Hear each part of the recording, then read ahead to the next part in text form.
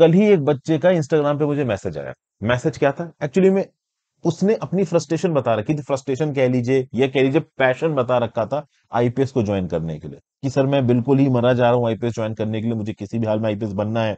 Sir मैं दिन में 14 घंटे पढ़ाई करता हूँ, मुझे सपने में भी आईपीएस आता है, मुझे आईएएस नहीं चाहिए, मुझे आईएएस ही बनना, आईपीएस ही बनना है, आईएएस नहीं ज्वाइन करूंगा। इस तरीके की उसने बातें लिख रखी थी। मतलब बहुत ज्यादा वो आईपीएस पोस्ट के साथ एसोसिएटेड नजर आ रहा था।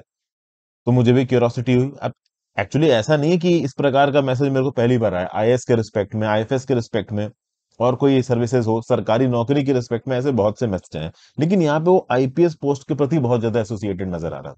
तो मैंने उससे पूछा पलट के कि भाई आईपीएस से ऐसा क्या लगाव है।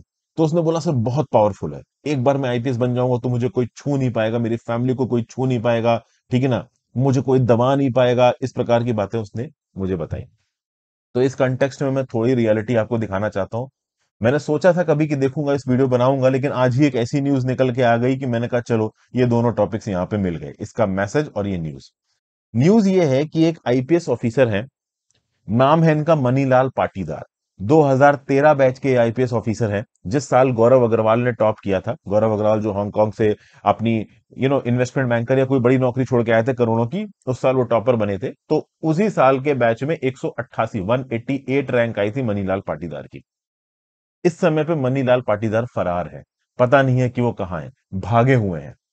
सोचिए सुप्रिंटेंडेंट ऑफ पुलिस के पद पे वो नियुक्त थे, और उनके खिलाफ यूपी के अंदर एक प्रॉपर विजिलेंस कमेटी बनाई गई, और विजिलेंस कमेटी ने उनको रिस्पॉन्सिबल माना है। उनके ऊपर अभी जल्दी ही एफआईआर फाइल होने वाली है। इस केस का मैं हल्का फुल्का बैकग्राउंड आपको दे देता हूं।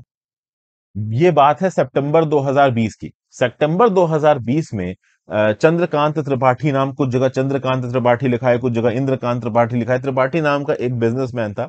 उसने यहाँ पे मनीलाल पाटीदार के ऊपर इल्जाम लगाया। एक वीडियो में मनीलाल पाटीदार के करप्शन के बारे में इन्होंने बोला। ठीक है भाई। उसके अगले ही दिन मनीलाल पाटीदार की मृत्यु होगी। मनीलाल पाटीदार कार में बैठे थे, इनको गोली लगी हुई थी, हॉस्पिटल इनको ले जाया गया, कुछ दिन अपनी जान के लिए उन्होंने स्ट्रगल किया, फिर इनकी मौत हो गई। ओवरऑल शक की सुई किसके ऊपर गई? तो ये गई मनीलाल पाटीदार के ऊपर। चंद्रकांत त्रिपाठी की डेथ हो चुकी थी अब। तो अब ऑब्वियस सी बात है, मनीलाल पाटीदार के अगेंस्ट उन्होंने करप्शन का चार्ज लगाया था, और कार के अंदर आप कह लो गोली लगी हुई पाई गई, वो मर गए। तो यहां पे शक किसके ऊपर जाएगा? मनीलाल पाटीदार के ऊपर। एक स्पेशल इन्वेस्टिगेशन टीम बनाई गई। उस स्पेशल इन्वेस्टिगेशन टीम ने शुरू में यह बोला कि भाई चूंकि गोली बहुत क्लोज क्वार्टर से लगी है, तो हो सकता है कि सुसाइड किया हो यहाँ पे चंद्रकांत त्रिपाठी ने। तो अबेटमेंट टू सुसाइड का चार्ज लगाया गया। लेकिन एक बड़ी अजीब सी चीज हुई, मनीलाल पाटीदार तब से गायब है। He is absconding. आप सोचिए superintendent of police Mahoba district में, और अभी के लिए भगोड़ा घोषित कर दिया गया, इनको है ही नहीं, दिख ही नहीं रहे, गए कहां। 1 लाख रुपए का इनाम रखा गया है जो भी ये बताएगा कि मनीलाल पाटीदार है कहां। अब सोचिए 2013 बैच के आईपीएस ऑफिसर, कितना ब्राइट कैरियर। आगे आने वाले समय में superintendent of police, DIG, inspector general, हो सकता है कल की डेट में रॉ, एनआईए में डेप्यूटेशन, बहुत सारे ऑप्शंस होते हैं आईपीएस के पास। और अभी क्या है, अभी इस आईपीएस को अनफॉर्चुनेटली भागना पड़ रहा है। और रिसेंटली जो विजिलेंस कमेटी की रिपोर्ट आई है, इसमें कहीं ना कहीं इनको गिल्टी बताया गया, और ऑफिशियली यूपी सरकार ने भी परमिशन दे दी कि मनीलाल पाटीदार के अगेंस्ट एफआईआर फाइल करो। तो मैं इस पर्टिकुलर न्यूज को क्यों बता रहा हूं? इस न्यूज को इसलिए बता रहा हूं कि जो भी आईपीएस इस पर्टिकुलर पर्सपेक्टिव से ज्वाइन कर रहा है कि भाई वो आईपीएस बनने के बाद कुछ भी कर लेगा, बहुत गलत फहमी में जी रहे हो, किसी और दुनिया में जी रहे हो। ऐसा कुछ होने वाला नहीं। ये 1950, 1960, 1970, 1980 का टाइम नहीं है, जब कोई सोशल मीडिया नहीं होता था, कोई फोन नहीं होता था, कोई इंक्वायरी नहीं होती थी। पुलिस वाले, एडमिनिस्ट्रेशन वाले, जो रसूखदार लोग हैं, वो अपने मन मुताबिक कुछ भी करते थे। नहीं, आज की डेट में चीजें बदल गई हैं। आज की डेट में अगर आप आईपीएस के पद पे नियुक्त हो, या फिर नीचे कह लो एसएचओ के पद पे नियुक्त हो, किसी भी पुलिस की नौकरी, मतलब कांस्टेबल हो, इंस्पेक्टर हो, कुछ भी हो, अगर आपके खिलाफ एक छोटी सी भी कंप्लेन हो जाती है ना, सीपी ग्राम फाइल हो जाता है, आरटीआई फाइल हो जाती है, तो आपकी जवाबदेही हो जाएगी। आपने गलती की हो चाहे नहीं की हो, फर्क नहीं पड़ता। इस कंटेक्स्ट में एक और न्यूज है, ये भी सितंबर 2020 के लगभग की न्यूज है। दो आईपीएस ऑफिसर्स, अजय पाल शर्मा और हिमांशु कुमार, दोनों ही उत्तर प्रदेश सरकार के कैडर में, इन्होंने पता है क्या किया? इन्होंने अपनी पोस्टिंग्स का जुगाड़ लगाने की कोशिश की। सोचिए, पोस्टिंग का जुगाड़ लगा रहे थे किसी मिडिलमैन के थ्रू, पैसे वैसे खिला के एक अच्छी प्लम पोस्टिंग पाना चाहते थे। सिर्फ अपनी अच्छी पोस्टिंग्स पाने के चाह के चलते इन्होंने ओवरऑल किसी मिडिलमैन के थ्रू पैसों वैसों की बात करने की कोशिश की। इसी चक्कर में इनके ऊपर विजिलेंस डिपार्टमेंट ने इंक्वायरी चला दी है।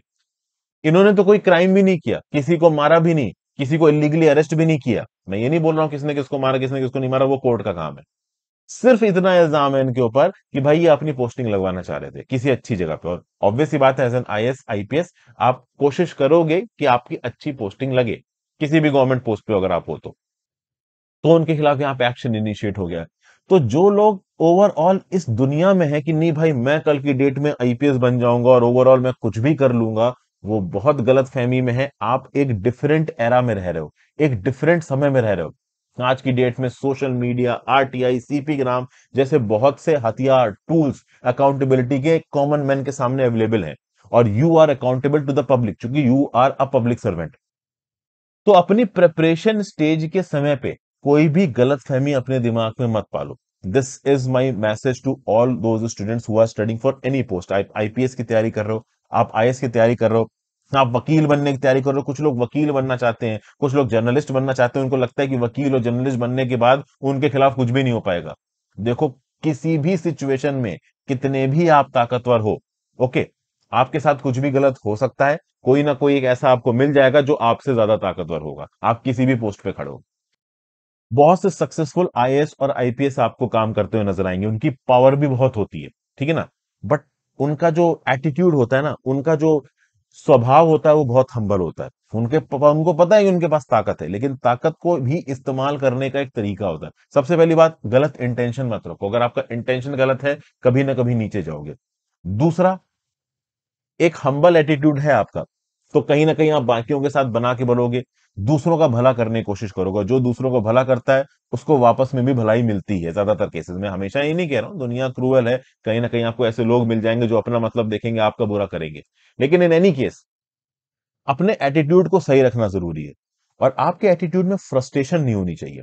ये याद रखना, चाहे आज आप आईपीएस की तैयारी कर रहे हो, चाहे कल की डेट में आप आईपीएस आईएएस बन जाओ, एमएलए बन जाओ, एमपी बन जाओ, हमेशा अपने अंदर एक पेशेंस का फैक्टर रखना, फ्रस्ट्रेशन मत रखना। क्योंकि मैं बताता हूं, जब आपके अंदर फ्रस्ट्रेशन होती है ना, तब आप किसी भी पर्टिकुलर एम को ऐसे परस्यू करते हो कि वो आपकी आइडेंटिटी, आप कह लो, आपकी ईगो पे आ जाता है। और जब कोई चीज आपकी ईगो पे आ जाती है, आपकी आइडेंटिटी पे आ जाती है, या फिर आपको बहुत जल्दी उसको अचीव करना है, तो कुछ ना कुछ गलत स्टेप आप ले जाते हो।